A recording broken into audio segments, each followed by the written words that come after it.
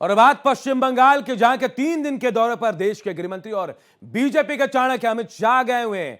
और वहां पहुंचते ही टीएमसी की क्लास लगा दी अमित शाह ने। जी हां, बड़ा दावा कर दिया कि बंगाल में प्रचंड बहुमत से बीजेपी सरकार बनाने वाली है। 2/3 बहुमत के साथ सरकार बनाएगी बीजेपी। बंगाल में अप्रैल 2026 के बाद बीजेपी की सरकार होगी, यह बड़ा दावा अमित शाह ने किया है। बंगाल में गरीब कल्याण की सरकार बनाएंगे। ममता ने बंगाल की डेमोग्राफी बदली है। शाह ने बड़े बड़े आरोप लगा दिए। मूल समेत तृणमूल को उखाड़ देंगे। किसने कहा? अमित शाह ने कहा। बाबरी नहीं, देश के लिए विकास बड़ा मुद्दा है। बंगाल में भय और भ्रष्टाचार का राज है। हम बंगाल के विरासत को बचाएंगे। बीजेपी घोटालेबाजों को नहीं बचाती है। टीएमसी ने 15 साल तक बंगाल को बर्बाद किया। भ्रष्टाचार की वजह से बंगाल का विकास रुक गया है। केंद्र की योजनाओं का लाभ बंगाल को नहीं मिलता है। मथुआ समुदाय को डरने की जरूरत नहीं है। जी हां, 5 साल में हम 3 से 77 सीट पर पहुंचे। एनडीए की प्राथमिकता गरीब कल्याण है। अमित शाह ने क्या कुछ और कहा है, सुनाते हैं आपको उनके बयान से। मगर अब मरहम लगाने से कुछ नहीं होता है। हृदय पर, बंगाल की हिंदुओं के हृदय पर घाव इतना गहरा बैठ गया है कि कोई मरहम काम नहीं आएगा। अब आपका जाने का समय तय हो गया है।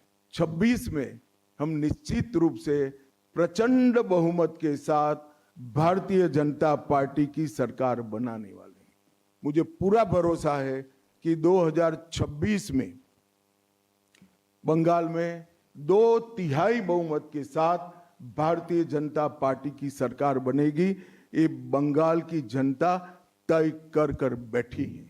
भारतीय जनता पार्टी के लिए ये बंग भूमि बहुत पवित्र और बहुत मायने रखने वाली है, क्योंकि हमारी स्थापना, भारतीय जनता पार्टी की स्थापना, भारतीय जनसंघ की स्थापना यही बंग भूमि के बड़े नेता श्यामा प्रसाद मुखर्जी ने की है।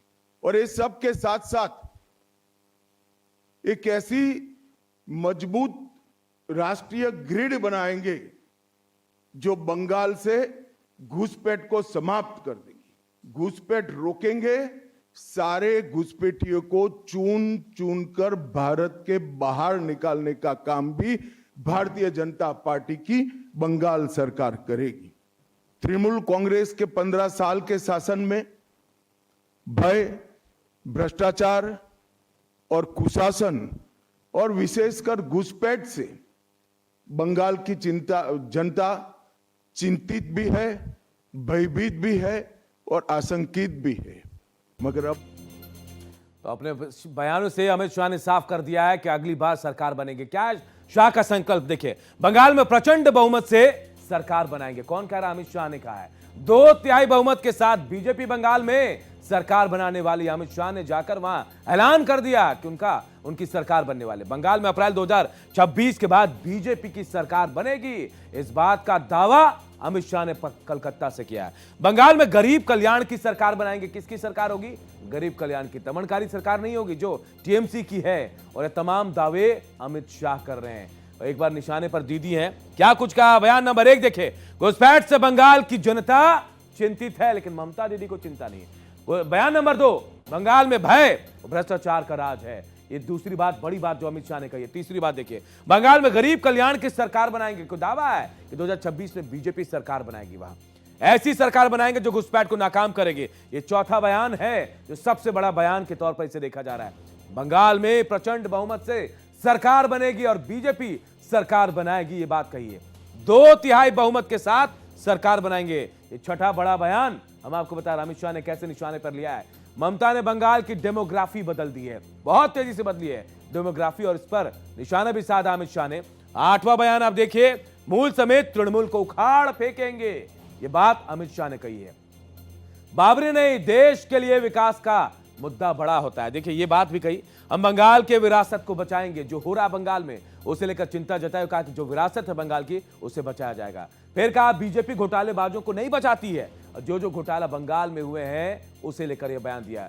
टीएमसी ने 15 साल तक बंगाल को बर्बाद किया है और यह बयान अमित शाह ने दिया है। भ्रष्टाचार की वजह से बंगाल का विकास रुक गया है। केंद्र की कोई योजना क्योंकि वहां काम नहीं करती, विकास नहीं हो पा रहा है।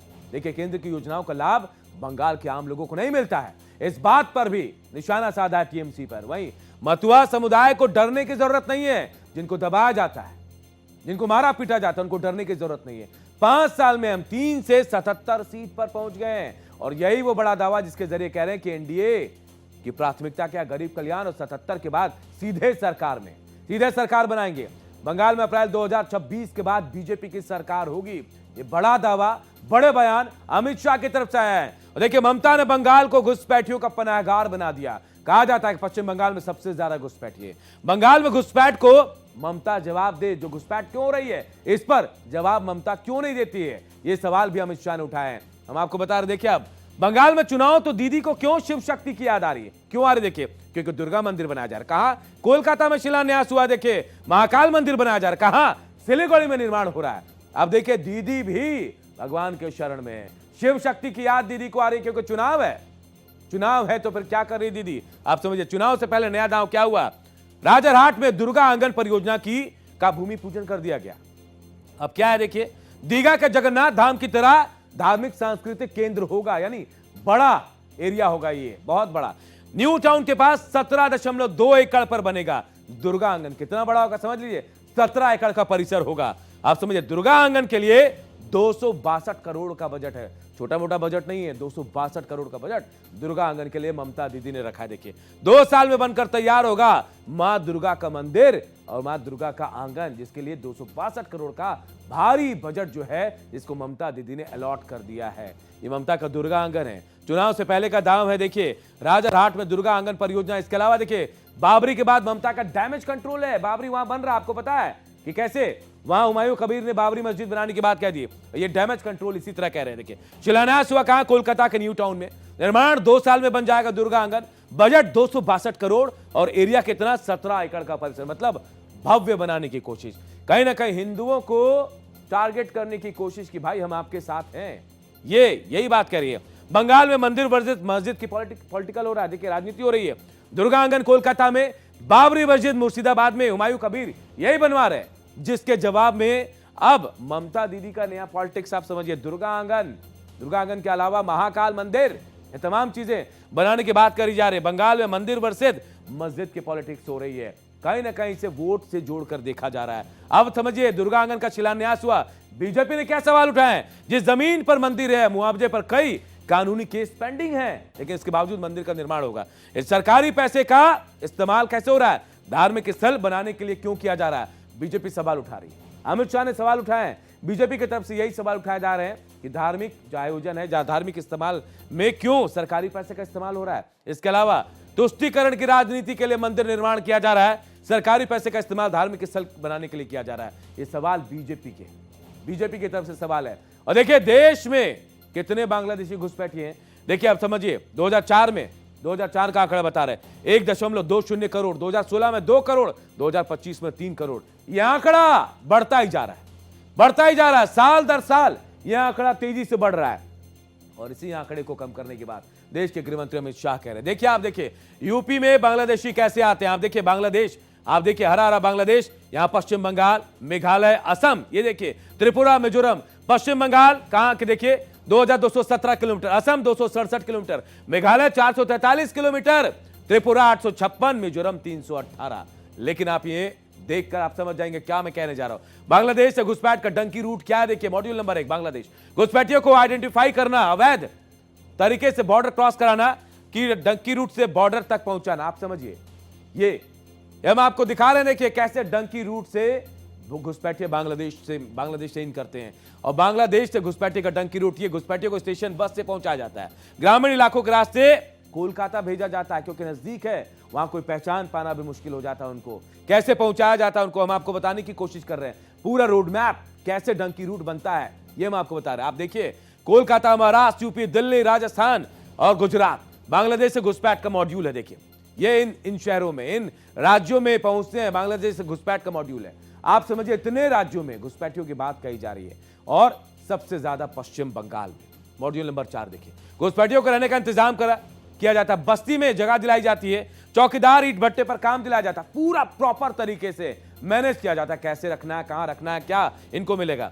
पहाड़ी रास्ता मध्यम रिस्क 7 से 8 हजार रुपए, पैसे भी तय, देखिए रेट कार्ड देखिए। जंगल पानी के रास्ते रिस्क ज्यादा 3 से 4 हजार, समतल रास्ता रिस्क कम 12,000 रुपए, 12 से 15,000, नौकरी 5 से 7,000, आधार कार्ड बनाए तो 2 से 3,000। ये पैसे देंगे तो आप कहीं भी आकर रह सकते हैं, बाकायदा नागरिक भी बन जाते हैं। डिटेंशन सेंटर की क्या तैयारी है? तैयारी नंबर 1 यूपी में देखिए। तैयारी number 2 biometric verification, face recognition system से लैच होगा डिटेंशन सेंटर। अब देखिए 24 घंटे सीसीटीवी से निगरानी भी होनी है, ये तैयारी है। तैयारी नंबर 4 सीआरपीएफ के 50 जवान सुरक्षा में तैनात होंगे जिनको डिटेन किया जाएगा। जहां ये तमाम चीजें हैं। यूपी में कहां का ऑपरेशन रोहिंग्या हुआ देखिए, वाराणसी, झांसी, प्रयागराज, कानपुर, बिजनौर, गाजियाबाद, आगरा, अयोध्या, यहां ऑपरेशन रोहिंग्या हुआ। यहां से घुसपैठियों को पकड़ा गया, निकाला गया। इसके अलावा हम आपको बताने के घुसपैठिए जाएंगे कहां? डिटेंशन सेंटर में। आदेश कब आया? 22 नवंबर को। अभियान यूपी के 17 नगर निगम क्षेत्रों में अभियान चलाया गया।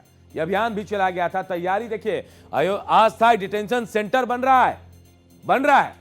हर घुसपैठिए को डिपोर्ट किया जाएगा। योगी आदित्यनाथ ने भी साफ कर दिया है कि जो भी घुसपैठिया है उसको डिपोर्ट कर दिया जाएगा, जहां से आया वहां जाएगा। 22 नवंबर को सीएम योगी ने इसे लेकर आदेश जारी किया था और अब एक्शन भी हो रहा है।